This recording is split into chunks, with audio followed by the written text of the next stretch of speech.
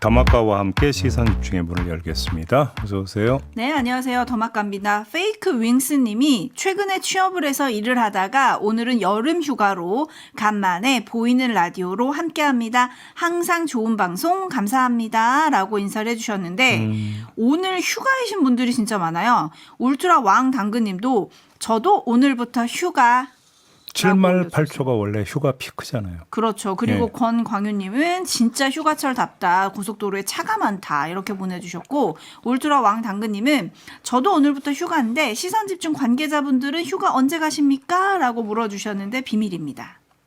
뭘 비밀까지야. 가겠죠 언젠가. 근데 날이 너무 덥더라고요. 진짜 덥죠. 저는 어제 자다 말고 일어나서 에어컨 켰어요. 처음으로. 아 진짜. 그럼 여태까지는 에어컨을 안 켜고 주무셨나요? 절대 안 켰죠. 선풍기 틀고 잤는데. 아니 무슨 득도하시는 것도 아니고 그게 어떻게 가능하죠? 요즘 어제는 같은 뭐 날씨에? 자다가 너무 힘들어가지고 도저히 안 되겠다 싶어갖고 일어나서. 요즘에 제이비가 힘이 없었던 이유를 알겠네요. 에어컨을 틀고 쾌적하게 주무셨어야죠. 제가 얘기했잖아요. 에어컨 온도 조절이 안 된다고. 아직도요? 지 마음대로여가지고 그냥 틀면 추워요. 그래서. 그만하면 AS 부를 법도 한데 참. 뭘 또 귀찮게 불러. 이건 또 돌아는 가는데. 예, 득도하시길 바라겠습니다. 네. 3941님, 택시 운전하는데 밤에 열대야로 잠을 설쳐서인지 시선 집중이 안 됩니다. 라고 올려주셨는데. 공감합니다. 그래도 안전운전 하셔야 되고요. 예. 이재용님, 캐나다에서 공부하던 큰아들이 오늘 해병대 입대합니다. 오유. 건강하게 국방의 의무 잘 마치길 응원해주세요. 파이팅. 몇 기인가요? 해병대하면 항상 제일 먼저 나오는 게 몇 기? 이거부터 나온다고. 그렇죠. 예. 뭐 몇 개라고 하면 압니까, 제이비? 몰라요. 근데 왜 물어보세요? 원래 어쨌든 오늘 갑니다. 그 군대 안 간 사람은 육해공을 다 망라하는 법이에요. 왜 그러세요? 해병대까지. 알겠습니다. 네. 아무튼 이재용님의 아들 건강하게 잘 마치고 돌아오시길 바라고요. 와, KS팡님은 삿포로에서 유튜브로 시선 집중하고 있습니다. 여기는 그래도 온도가 26도 정도예요. 네, 부럽습니다. 네.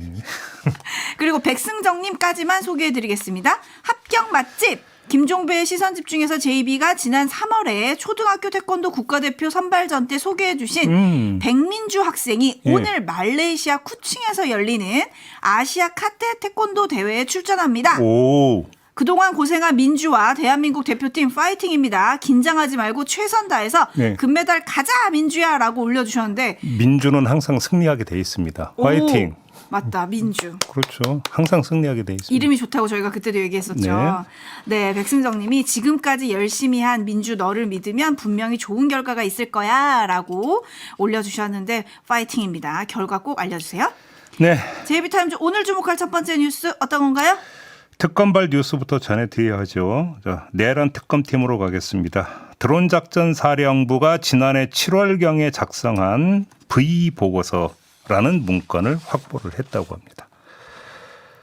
드론 관계자 4명에서 6명 정도가 지난해 6월경에 평양 드론 작전 계획을 논의하기 위한 기획팀을 꾸려서 한 달 뒤에 V보고서라는 문건을 작성을 했다고 하는 건데요. 특검은 복수의 드론사 관계자로부터 당시 김용대 드론사령관이 V보고서를 여러 부 출력해서 용산에 대략 가을쯤 보고한다고 했다는 취지의 진술을 확보를 했다고 합니다. 김용대 드론 사령관 특검에 수사받으러 들어가면서 지시 이런 거는 아니라고 하지 않았나요? 이 문건에는 평양 드론 작전에 대한 계획이 정리되어 있었고 정전협정 위반이 문제될 수 있는데 합동참모본부와 논의해야 하지 않겠느냐라는 실무진의 의견까지 적혀 있었다고 합니다. 그러니까 지금 이게 어떤 차원인지 여기서 드러나는 건데 또 하나 드론 작전 사령부가 이 보고서를 한국군 합동지휘 통제체계 여기에 게재를 하지 않았다고 하는데 이게 무슨 의미냐. 통상 합동참모본부의 지휘를 받는 군사작전은 바로 이 합동지휘 통제체계에 등록을 해야 하는데 이걸 건너뛰었다. 무슨 얘기냐? 비밀로 처리했다. 이런 이야기가 되는 건데요. 자, 6월에 기획팀을 꾸려서 한 달 뒤인 7월에 보고서를 만들었다. 근데 김용대 사령관이 드론작전 사령관으로 임명된 게 6월 초였습니다. 그럼 무슨 얘기입니까? 사령관으로 오자마자 이 기획팀을 꾸리라고 지시를 했고 그래서 보고서 작성을 지시했다. 이렇게 봐야 되는 거 아니겠습니까? 김용대 사령관 모르게 했을 리는 만무하다고 봐야 되는 거고요. 그렇죠. 오히려 드론 작전 사령관으로 임명되면서 받았던 제1의 미션이 바로 이거였던 것이냐. 이 얘기 되묻지 않을 수가 없는 겁니다. 네, 그리고 참고로 이런 보도도 나왔죠. 특검이 김용대 사령관을 상대로 무인기 침투작전 과정 전반을 조사하면서 윤석열 전 대통령과 대면한 적이 있냐, 소개한 사람이 누구냐 추궁을 했더니 여기서 누구 이름이 나왔다? 여인형 전 사령관 이름이 나왔다. 그러니까요. 네, 토토로님이 V가 VIP 아니고 작전명 V라고 우기려나요?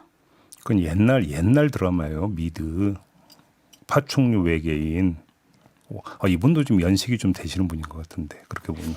아니 뭐 아무튼 네. 네, 특검이 진실을 향해 다가가고 있는 것 같긴 한데요. 다음 수사 뉴스도 지켜보겠습니다. JB타임즈 다음 주목할 뉴스는요? 이번엔 김건희 특검팀으로 가겠습니다. 지난 25일 아크로비스타에 있는 김건희 씨 사저와 코바나 사무실 등을 압수수색을 했습니다.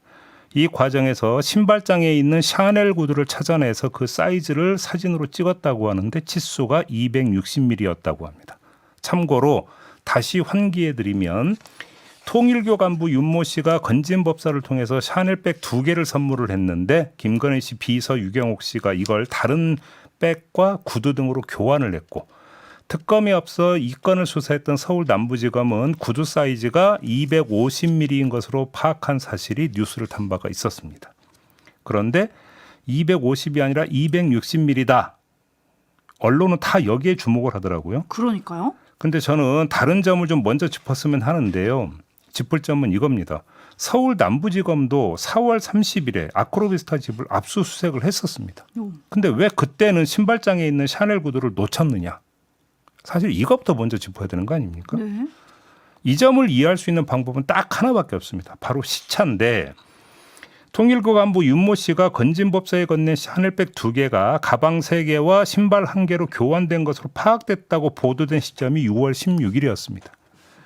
다시 말해서 아크로비스타 압색 한 달 반 뒤에 가서야 요 보도가 나왔다는 거고 7월 2일 김건희 특검이 수사 개시하기 보름 전에야 이 뉴스가 나왔다는 겁니다. 무슨 이야기냐? 4월 30일 압수수색을 할 때는 샤넬 구두 존재를 모르고 있었다가 뒤늦게 알게 됐는데 그 시점이 김건희 특검의 사건을 넘겨주기 직전이어서 추가 압수수색을 못한 것으로 이해할 수 있다라는 겁니다. 이해할 수 있는 방법은 이렇게 아주 좋게 검찰이 놓친 걸 해석하는 방법 말고는 다른 해석이 없다라는 겁니다.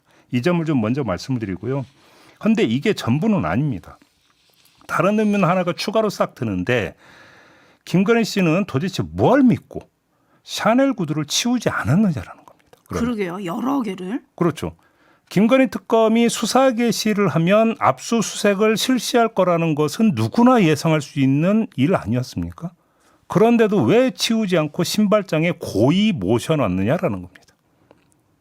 신발장 샤넬 구두는 통일교 샤넬 구두와는 전혀 상관없는 것이어서 그렇게 남겨놨던 겁니까? 아니면 신발장 샤넬 구두는 보도로 알려진 치수와 다른 260mm라 특검이 별개로 간주할 거다 이렇게 믿어서 남겨놨던 겁니까?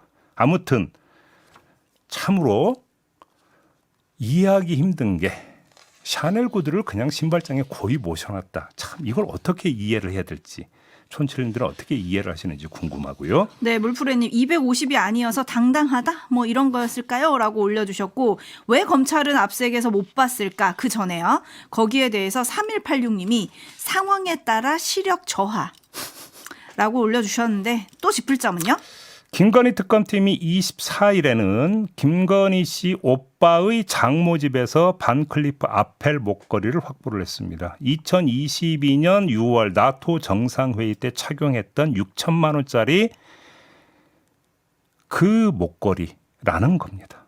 이에 대해서 김건희 씨 측은 그거 가품, 모조품이다 이렇게 주장을 하고 있다고 하는데요. 네, 뭐 처음에는 빌린 거라고 했었던 것 같은데 이번에는 또 모조품이라고 얘기하는데 심지어 다른 나라 정상들이 모이는 자리에서 영부인이 가짜를 차고 나갔다? 이게 지금 말이 되는가? 여러 가지 물음표가 생깁니다. 근데 그거보다 더 그러니까 기초적인 의미는 아니 가품이고 모조품인데 왜 오빠 장모 집에 고이 모셔놨습니까? 그걸? 관리를 안 해서 몰랐대잖아요. 어디 있는지. 아니 그럼 애당초 오빠 장모집으로 왜 그게 흘러가냐고요. 그러니까요. 갚으면서 그냥 버려도 되는 거잖아요. 이 문제 제기된 게 언제입니까? 2022년 6월 나토 정상회의 직후에 제기가 되지 않았습니까? 물론 모조품도 비싼 건 있긴 하더만 그럼요. 재산이 80억이라며요. 그잖아요. 네. 그냥 버려도 되는 거잖아요. 근데 왜 오빠 장모 집에까지 고의가 갖다가 모셔놨느냐? 이게 이해가 안 되는 건데 간단히 정리하면 대응이 김건희 씨 쪽 대응이 참으로 서툴고 엉성하다. 이런 얘기를 안 할 수 없고요. 조금 전 샤넬 구대 진실도 결국 이 차원에서밖에는 이해할 수가 없다라는 말씀을 드리고 하나 더 포인트가 있는데요. 요건 다른 각도인데 김건희 특검은 어떻게 해서 오빠 장모 집을 특정해서 압수수색을 할 생각을 했을까요? 그러게요. 자, 이 오빠 장모 집에서 이것만 나온 게 아니라 장신구가 여러 개 나왔다면서요. 이 얘기는 무슨 얘기겠습니까? 특정이 됐다는 얘기입니다. 오. 정보를 입수를 했다라는 얘기입니다. 김건희 특검에서. 네. 그렇지 않고서요. 아니 그러면 예를 들어서 윤석열 전 대통령 본가를 압수수색했다는 얘기를 들어봤습니까? 누나 집을 압수수색을 했다는 얘기를 들어봤습니까? 안 들어봤죠. 근데 오빠의 장모 집은 어떻게 특정해서 압수수색을 했느냐? 이건 뭐냐?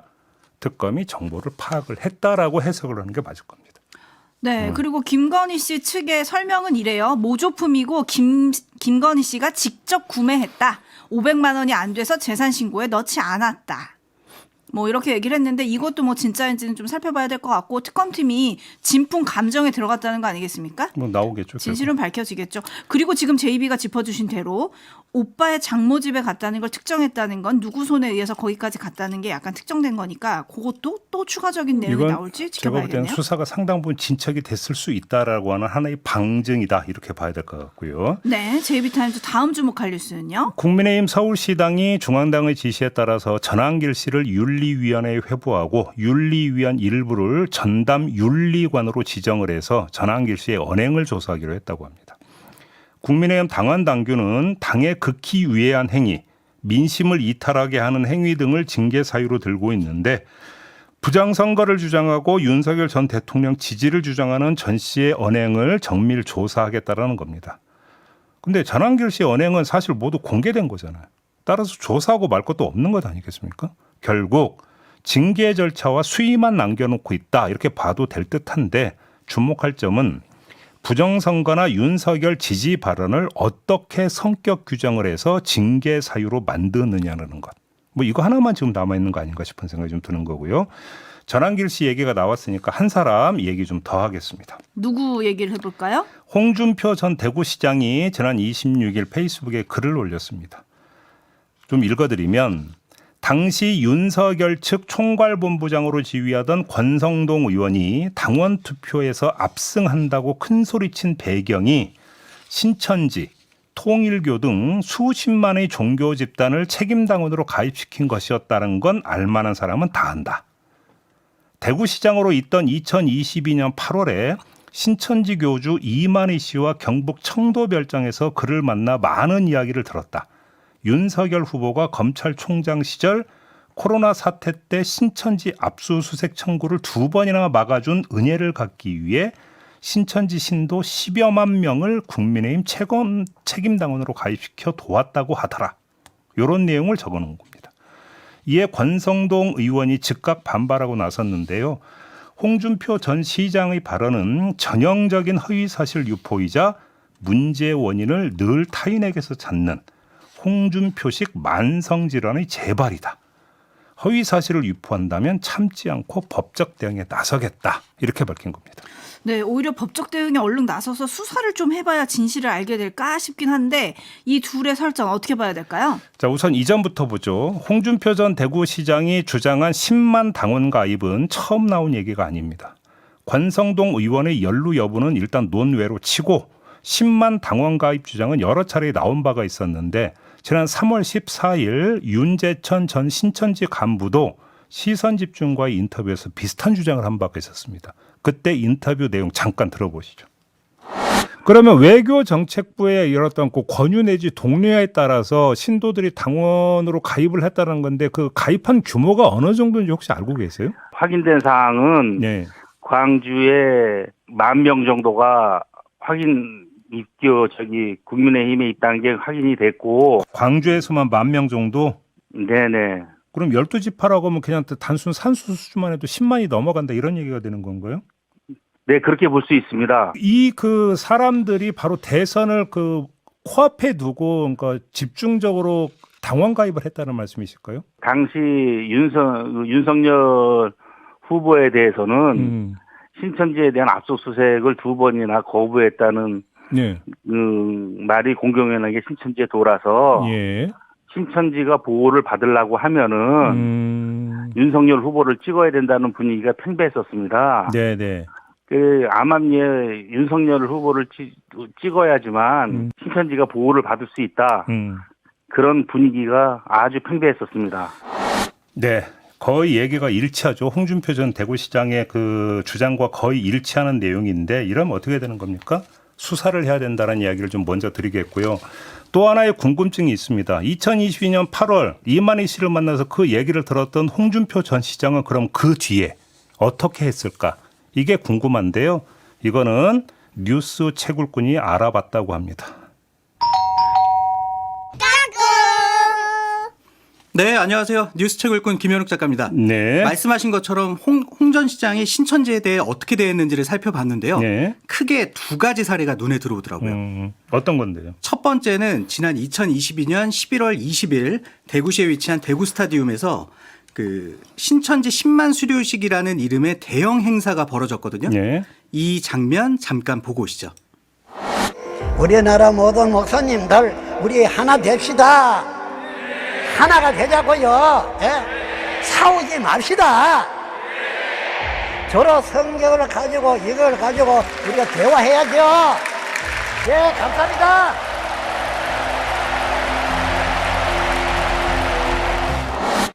네. 네, 참고로 저기는 2002년 월드컵과 2011년 대구 세계 육상 선수권대회가 열린 아주 큰 경기장인데 보신 것처럼 굉장히 많은 인파가 모였죠. 네. 당시는 이태원 참사 여파로 전국 대다수의 축제나 그 축제가 연기되거나 취소되던 시기인데요. 네. 그 이런 때 저런 대규모 집회가 열린 거예요. 그래서 당시에 그 좀 우려도 많았는데 이를 허가해 준 게 바로 홍준표 시장의 대구시입니다. 네. 그 우려에 대해서 홍 전 시장은 신천지 행사가 열리기 이틀 전인 11월 18일 본인의 페이스북을 통해서 종교의 자유를 제한할 만한 구체적인 이유를 찾지 못해 대관에 허락해줬다는 보고를 받았다. 대민 행정이 어찌 감정으로만 처리할 수 있겠냐라는 입장을 올린 바가 있습니다. 이게 한 사례고 또 하나는요. 네, 해가 달라진 지난 2023년 6월 3일 홍준표 전 시장의 입장인데요. 네. 홍 전 시장이 집권하기 전인 2020년 대구시가 코로나 집단 감염 등의 책임을 묻기 위해서 신천지를 상대로 그 1천억 원 규모의 손해배상 청구 소송을 제기한 것과 관련해서 이런 입장을 밝혔는데 오디오로 잠깐 듣고 오시죠. 난 소재기한 것 자체가 무리했다고 봅니다. 유일하게 신천지 사람들한테만 치료비를 별도로 받겠다. 그 사람도 대한민국 국민 아닌가요? 그 사람도 대구 시민들 아닌가요? 정리를 하면 네. 홍준표 전 시장 말대로 2022년 8월 이만희 씨와의 만남이 있었고 그 만남에서 이만희 씨가 10만 당원 가입 얘기를 한 게 사실이라면 네. 홍준표 전 시장은 좀 비판적으로 나왔어야 되지 않을까요? 그렇죠. 그러니까 당심을 왜곡을 해갖고 자신을 떨어뜨린 주역 가운데 한 명이 이쪽에 되는 거니까. 네. 그 이만희 씨는 말씀하신 대로 그 20대 대선 경선을 왜곡시킨 장본인이기 때문에 네. 홍 전 시장 입장에서는 어떻게 보면은 굉장히 악연일 수밖에 없는데 그 만남 이후에 홍 전 시장이 신천지에게 보인 태도는 방금 보신 것처럼 좀 우호적이에요. 네. 네. 그러면 그때는 10만 당원 가입이 사실이 아니라고 믿은 걸지 아니면 그때와 지금 윤 전 대통령에 대한 태도가 달라진 건지 이거를 좀 묻고 싶네요. 아니면 홍준표 전 시장의 마음이 태평양 같아서 그랬던 걸까요? 그랬을 수도 있죠. 네. 네. 마무리하죠. 수고하셨어요. 네, 감사합니다. 네. 네, 당시 국민의힘 대표였던 이준석 계약신당 대표가 어제 기자들한테 관련 질문을 굉장히 많이 받았거든요. 거기에 대해서 뭐 당시에도 그런 주장이 좀 있어서 살펴봤는데 뭐 정황은 없었던 것 같다 이렇게 얘기를 하긴 했는데 결국은 수사로 밝혀져야 될 것 같아요. 이건 뭐 수사 말고는 밝힐 수 있는 방법이 없는 거 아니겠습니까? 네. 자, 이렇게 마무리해야 될 것 같습니다. 더마카 수고하셨어요. 고맙습니다.